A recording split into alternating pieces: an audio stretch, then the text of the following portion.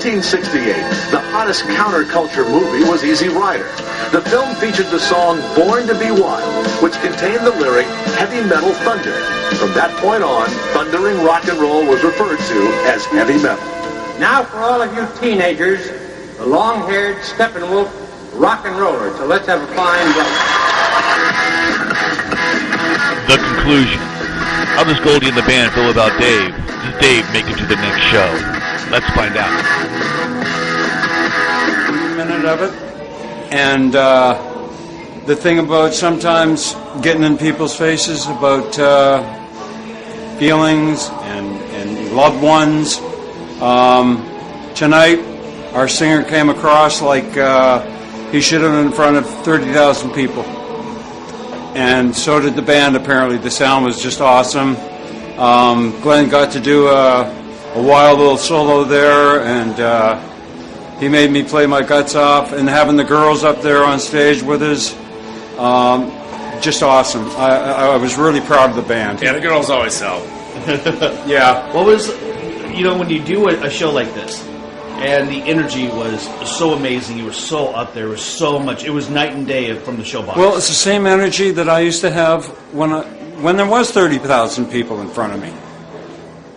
It takes me from being 64 on May 2nd, my birthday, to feeling like I'm in my late 20s, 30, 31. What's it like after the show when all these people swamped you? They just wanted to be next to you, touch you, just say hi, and that they loved you. It just feels great. I hired them.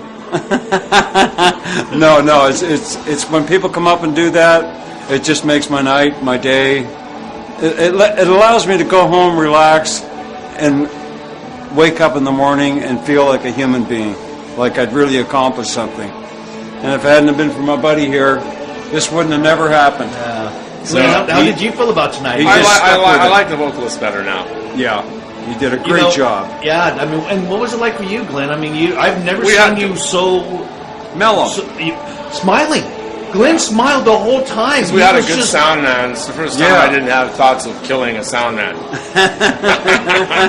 But I mean, the energy was something that I haven't seen yet, and the energy was just wow. Yeah. It was well, when we have a good sound tech up there that can mix us right, and then everything's crystal clear, and you know what the other guy's doing, you know what you're doing, and you know when you can boost it up a little bit for your solo and stuff like that, and not, it's all in the hands of the man working the mixing board. Yeah. And when we play these little clubs, that's just for tune-ups, so we can go out and play the big venues.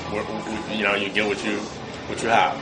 Yeah. So with this, we have a guy that's been mixing everybody that's had a hit out on the radio. They all come through the fair. Fair. Show number 2 with the band. They didn't know what was going to happen in the beginning. It was if you compare to the show from last night, I guess this was a huge show. Was that your money, Dave? So it was a lot of fun. The band did fantastic. The energy on stage was something I have not seen from this band yet, and I hope I continue to see it. What a lot of fun. Dave, as the lead singer of Goldie McJohn's Steppenwolf, is he's awesome. What a great front man. And if you notice in our closing interview, I think he says everything he needs to say. He found a little bit of passion. It's not easy playing a room for 120 people. Remember last week, there was only 20 people. So the band's on the move. This is Sean Kane with Goldie McJohn's Steppenwolf saying, I'll see you down the road.